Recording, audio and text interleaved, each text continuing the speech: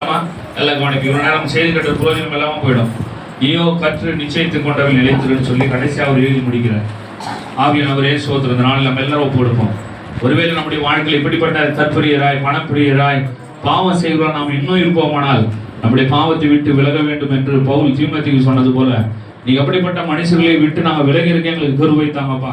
எல்லாம் கேட்கலாமா? கை உயர்த்தோமா? இயேசுவின் நாமத்தினால கடைசி நாட்டில் கொடிய காலத்தில் நாங்கள் இருக்கிறோம் என்பதை நீங்க நாங்கள் அறிந்து கொண்ட வேதத்தின் மூலம் ஆண்டவரை இப்படிப்பட்ட மனுஷனை விட்டு நான் விலகி இருக்க எங்களுக்கு கிருபை செய்யுங்கப்பா.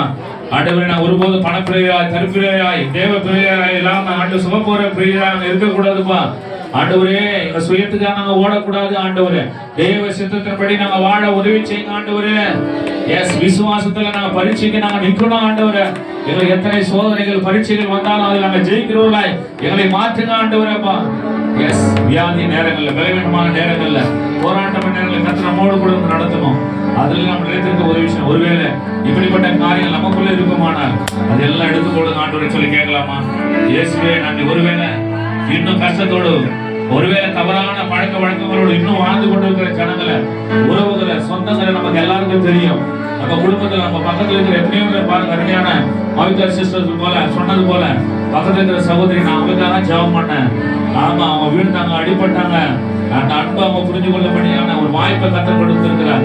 அவங்களுக்கு எப்படியாக இயேசு நல்லவர் என்பதை அவங்களுக்கு போய் சொல்லணும். ஆண்டவரே நீங்க அந்த அப்படிப்பட்ட ஜனங்களுக்கு நாங்க போய் சொல்லணும். எங்க நண்பர்களுக்கு எங்க தோழர்களுக்கு நாங்க உயிராய் நேசிக்கிற உறவுகளுக்கு நாங்க போய் சொல்லணும். ஆண்டவரே இயேசு நல்லவர், இப்படிப்பட்ட மனுஷனை விட்டு விலகி இருக்கணும். ஆமா விசுவாசத்துல நாங்க உறுதியா இருக்கணும்.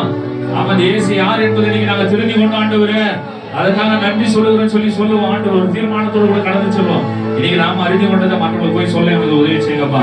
அப்படிப்பட்ட ஜனங்களை சொல்லி நாங்க அழைத்து கொண்டு வர எங்களுக்கு கிருபை செய்யுங்க ஆண்டவரை சொல்லி கேட்போம். ஒரு நாள் ஒரு நேரத்தை ஆமா ஒரு சில நபரை நம்ம நினைவு கொண்டு வருவோம். ஆண்டவரே ஒரு 3 நபருக்காக வாரத்துல ஒரு 3 நபருக்காக நான் சொல்லணும். ஆண்டவரே அப்பா இப்படிப்பட்ட சூழ்நிலை பாவம் செய்கிற ஜனங்களுக்கு, குடிகாரர்களுக்கு, ஆண்டு வேசித்தனம் பண்ண விபச்சாரம் பண்ணவர்களுக்கு, உலகத்தை நோக்கி ஓடிக்கொண்டிருக்கிற ஜனங்களுக்கு நாங்க இயேசுவை பத்தி சொல்லி எங்களுக்கு கிருபை செய்யுங்க ஆண்டவரே.